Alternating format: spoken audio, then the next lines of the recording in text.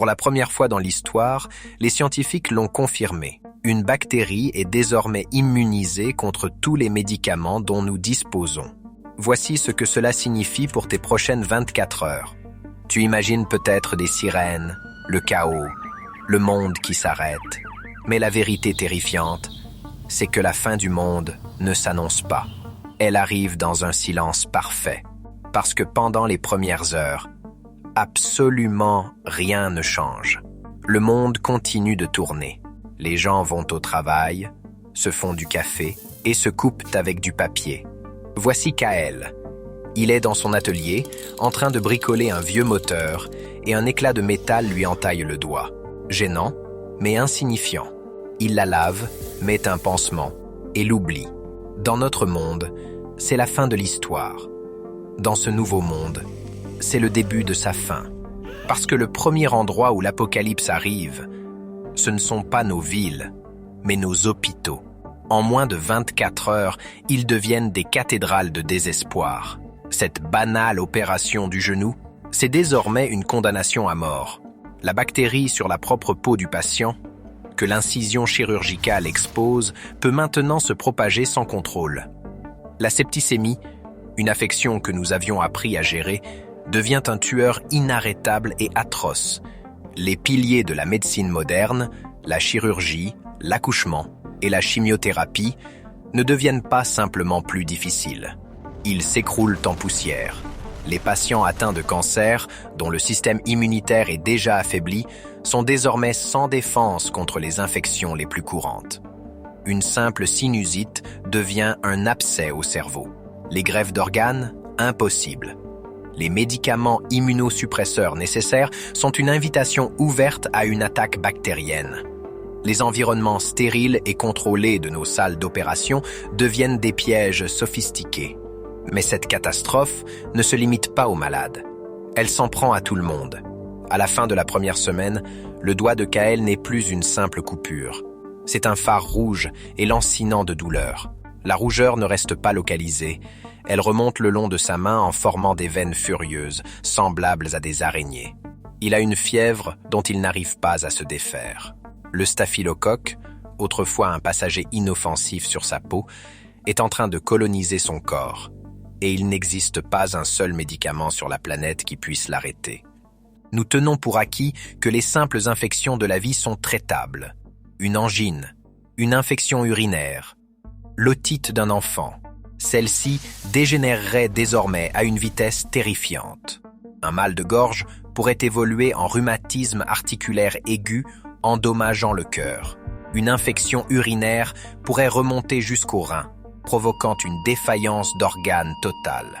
Le nombre de morts au niveau mondial ne connaîtrait pas un pic soudain. Ce serait une ascension implacable et de plus en plus raide. La mortalité due à des blessures mineures monterait en flèche, donnant à une simple chute dans un parc les mêmes chances de survie qu'en jouant à la roulette russe. Mais si tu penses que cela signifie que nous reviendrions simplement à un niveau de médecine du 19e siècle, tu aurais tort. Ce serait infiniment pire. Pourquoi ? Parce que nous avons bâti un monde entièrement dépendant du filet de sécurité des antibiotiques. Nos villes sont des incubateurs parfaits. Nous vivons entassés les uns sur les autres, par millions, partageant l'air, les surfaces et les systèmes de transport. Une souche de tuberculose ou de pneumonie résistante aux antibiotiques balayerait une rame de métro comme un fantôme, invisible et inarrêtable. Notre monde globalisé, notre plus grande force, devient notre plus profonde faiblesse. Une nouvelle souche bactérienne hyper virulente dans une ville pourrait se trouver dans tous les grands aéroports du monde en moins de 48 heures. Au cours de la première année, le tissu même de la société commence à s'effilocher. Ce n'est pas l'effondrement spectaculaire que tu vois dans les films. C'est un arrêt lent et inexorable causé par des millions de tragédies individuelles. Les ouvriers d'usine se font de petites coupures sur la chaîne de montage et meurent une semaine plus tard. Les chauffeurs de poids lourds développent des infections et ne peuvent plus livrer la nourriture.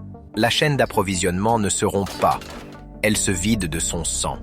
Les rayons des supermarchés se vident, non pas à cause des achats de panique, mais parce que le système qui les approvisionne subit une hémorragie de personnel.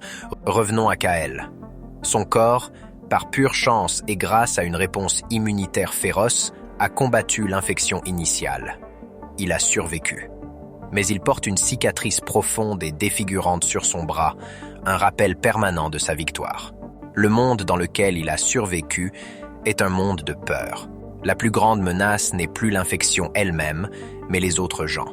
Chaque toux, chaque poignée de main est une potentielle condamnation à mort. La confiance s'évapore. Les communautés se replient sur elles-mêmes, devenant des forteresses méfiantes. L'air lui-même commencerait à changer. L'odeur de nos villes se transformerait. Les odeurs familières de la circulation et de la nourriture seraient lentement remplacées par autre chose. L'odeur douce et métallique de la décomposition à mesure que les systèmes d'assainissement s'effondrent et que les infections non contrôlées deviennent monnaie courante. Et les conséquences s'étendent bien au-delà de nous. Pense à notre nourriture. L'industrie tout entière de l'agriculture moderne est bâtie sur les antibiotiques. Nous les utilisons pour maintenir le bétail en bonne santé dans des conditions de surpopulation. Sans eux, les maladies décimeraient les troupeaux de bétail, les élevages de poulets. Un seul animal infecté pourrait anéantir une ferme entière. Le résultat est un effondrement catastrophique de l'approvisionnement mondial en protéines. La famine deviendrait un tueur aussi redoutable que l'infection. Ce serait une apocalypse de microbes, de faim et de silence. Des décennies passent. L'humanité endure, comme elle l'a toujours fait. Mais nous ne sommes plus qu'une fraction de ce que nous étions. Les survivants vivent dans des communautés plus petites et plus isolées. Les grandes cités étincelantes du XXIe siècle sont des tombeaux silencieux, trop dangereux pour y vivre. L'espérance de vie a chuté à peut-être 40 ans. L'enfance est la période la plus dangereuse de toutes. La mortalité infantile revenant aux niveaux effroyables de l'époque médiévale. L'humanité serait replongée dans un âge sombre, mais un âge sombre avec les fantômes d'un âge d'or tout autour de nous. Nous aurions la technologie inerte, les iPhones silencieux et les centres de données sans électricité, des monuments d'une époque où nous pensions avoir conquis la nature. Mais l'ingéniosité humaine ne disparaîtrait pas simplement. Dans des laboratoires secrets et des universités fortifiées, un nouveau type de science naîtrait des cendres de l'ancienne. L'objectif ne serait pas de créer de nouveaux antibiotiques chimiques. Nous avons essayé et les bactéries ont évolué plus vite que nous. Au lieu de cela, nous nous tournerions vers leurs ennemis naturels. Les chercheurs traqueraient les bactériophages, des virus qui infectent et tuent des bactéries spécifiques.